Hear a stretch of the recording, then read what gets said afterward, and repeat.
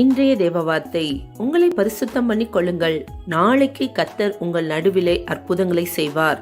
பரிசுத்த வேதத்தில் தேவனுடைய ஜனமாகிய இஸ்ரவேல் ஜனங்களை யோசுவா என்கிற தலைவன் மூலமாய் கர்த்தர் வழிநடத்தி சென்ற போது இந்த வார்த்தையை சொன்னார்.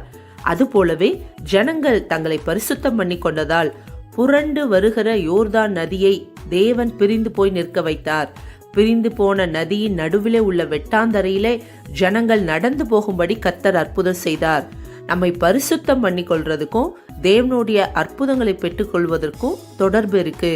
நல்ல பாலை சுத்தமான பாத்திரத்துல ஊற்றி வைக்கும் போதுதான் அது கெடாமல் இருக்கும். அதுபோல அற்புதங்களை பெற்றுக்கொள்ளுகிற நாம் பரிசுத்தமாக இருக்க வேண்டும் என்று கர்த்தர் விரும்புகிறார். வெளிப்புறமாய் உடலை சுத்தம் பண்ணுவது அல்ல, நம்ம உள்ளார்ந்த இருதயத்தை கர்த்தர் பார்க்கிறார்.